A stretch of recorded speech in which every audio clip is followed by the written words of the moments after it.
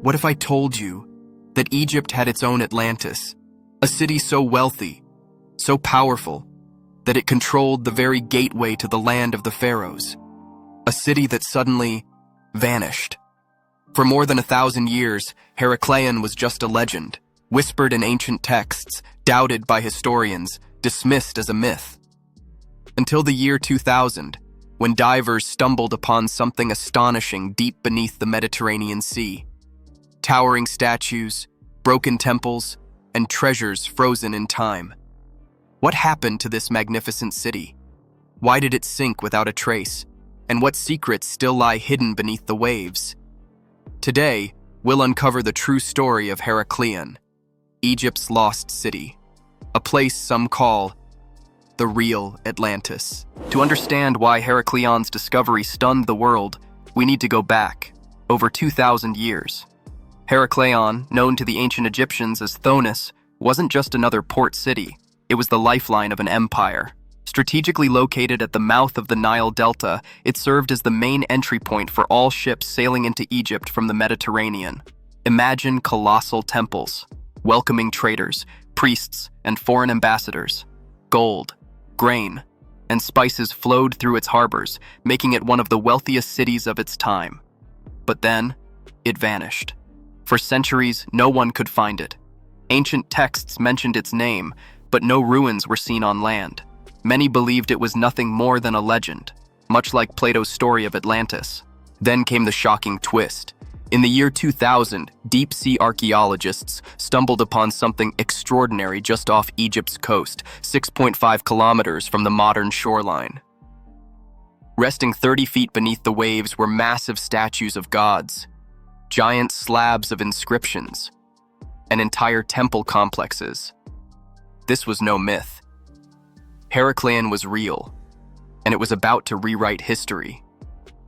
For centuries, historians searched for Heracleion, but found nothing.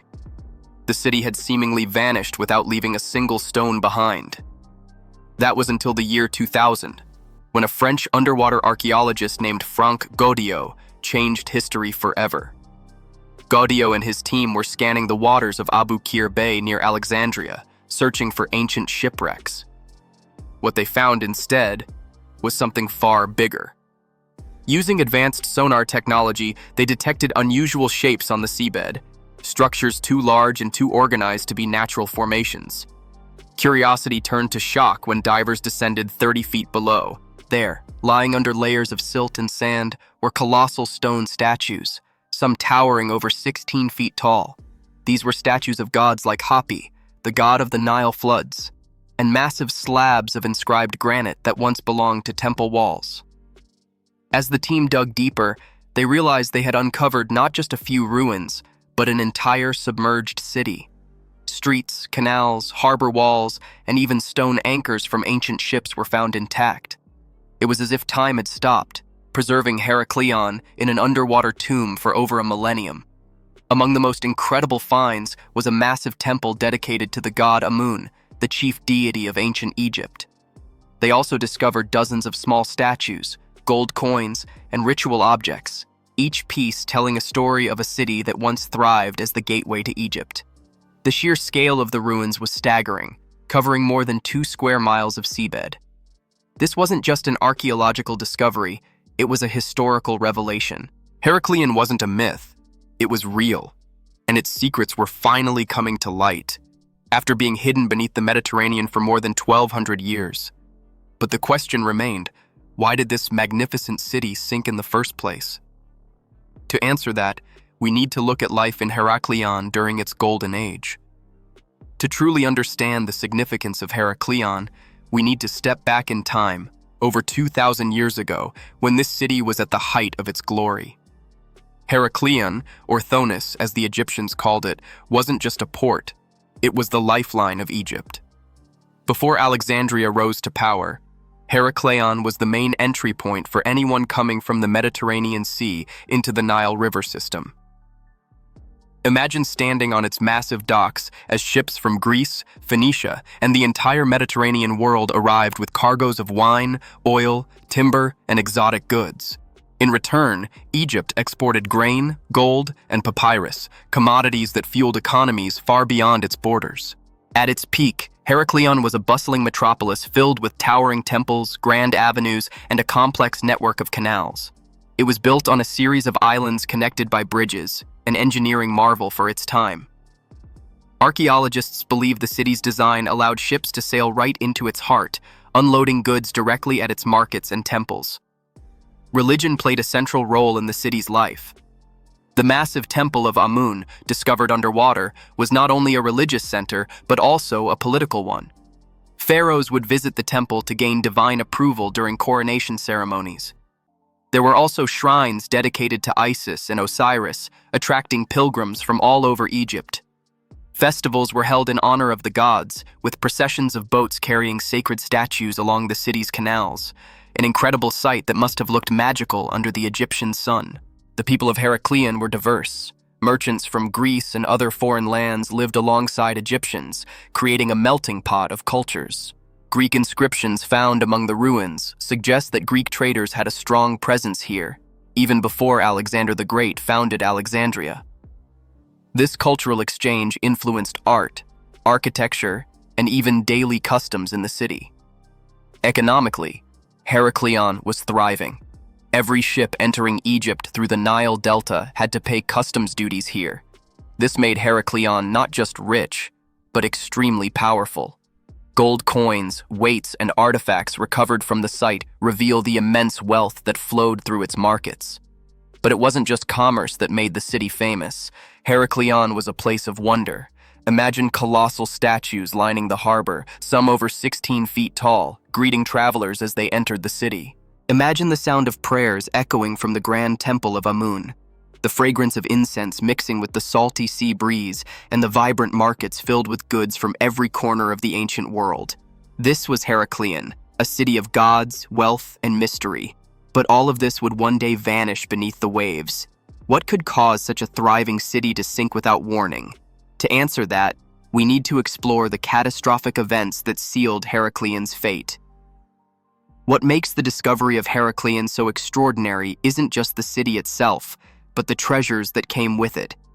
Over 700 artifacts have been recovered from the seabed, and each one tells a piece of the city's forgotten story. One of the most stunning finds was a series of colossal statues, carved from granite and standing over 16 feet tall. These statues depict Egyptian gods like Hapi, the god of the Nile, and were once placed at the entrances of grand temples. Imagine the awe they inspired in travelers approaching the city by sea. Today they lie silent, coated in marine life, like ghostly guardians of a lost world. Divers also uncovered dozens of smaller statues, ritual objects, and offerings to the gods. Gold coins, jewelry, and fine pottery reveal the incredible wealth of Heracleion's merchants and priests. Some coins bear Greek inscriptions, proving the city's close ties to the Mediterranean trade network. Among the most fascinating discoveries were massive stone slabs, known as steles, inscribed with ancient hieroglyphs. These inscriptions have helped historians piece together vital details about the city's administration, religious ceremonies, and its role as the main customs point for ships entering Egypt. One decree even outlines the taxes imposed on Greek merchants, highlighting how Heracleion controlled the flow of trade. Another remarkable find? Stone anchors and entire shipwrecks buried in the seabed. These vessels once sailed Heracleion's harbors, and their remains give us a glimpse of ancient naval technology. What do all these artifacts tell us? They paint a picture of a city that was not only rich and powerful, but also deeply spiritual, a place where religion, politics, and commerce intertwined. Heracleion was more than a port. It was a gateway to Egypt, both economically and spiritually. But beyond the treasures and inscriptions lies an even deeper mystery. Why do so many legends compare Heracleion to the mythical Atlantis? Let's explore that next. The discovery of Heracleion has fueled endless comparisons to one of the most enduring legends in human history, Atlantis. Plato described Atlantis as a powerful, wealthy city that vanished beneath the waves in a single day and night of misfortune. For centuries, people debated whether that story was myth or reality. When Frank Gaudio's team revealed Heracleion, the parallels were undeniable. Here was a city of immense wealth and influence built on the water, thriving as a hub of trade. And then gone, consumed by the sea without leaving a trace. It stayed hidden for over 1,000 years, just like Atlantis was said to have disappeared. Ancient texts also whisper hints of Heracleon's legendary status. Greek historians like Herodotus mention a city at the mouth of the Nile, home to a magnificent temple where Helen of Troy supposedly sought refuge before the Trojan War. Could this have been Heracleion? Some believe so. While scientists confirm Heracleon's existence beyond doubt, its fate keeps the myth alive.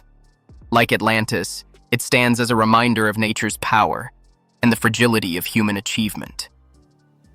Perhaps Atlantis was never a single city, but a warning.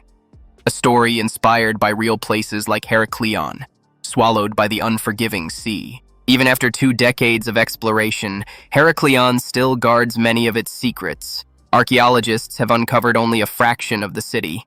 Vast portions remain buried under layers of sand and silt at the bottom of Abu Qir Bay. What else lies hidden? More temples? Royal palaces? Priceless treasures? One of the greatest mysteries is how much of Heracleion remains intact beneath the seabed. Advanced scanning suggests there are still large structures waiting to be uncovered. Each dive brings new surprises, ritual objects, ships, even fragments of ancient texts. These finds could reshape our understanding of Egypt's maritime history and its connections with the Greek world. But the clock is ticking. Rising sea levels and modern pollution threaten these delicate ruins, making underwater archaeology a race against time. Will we ever see the full picture of Heracleon's glory days, or will some of its secrets remain forever lost beneath the waves? Heracleon's story is more than just an archaeological discovery. It's a reminder of how fragile human civilizations can be. A city that once stood as the gateway to Egypt's glory now lies silent beneath the waves, its secrets slowly emerging from the deep. But it makes you wonder, if an entire city like Heracleion could vanish and stay hidden for over 1,200 years, how many more lost cities might still be waiting to be found? Could Atlantis, or something like it, be real? The ocean holds countless mysteries, and every discovery changes what we thought we knew about history. So, what do you think? Was Heracleion just a victim of natural disasters? Or could there be more to the story? Let me know your thoughts in the comments. If you enjoyed this deep dive into history's greatest secrets, make sure to hit that like button, subscribe for more incredible discoveries, and check out our next video on another sunken city that could rival Atlantis. The past is full of mysteries,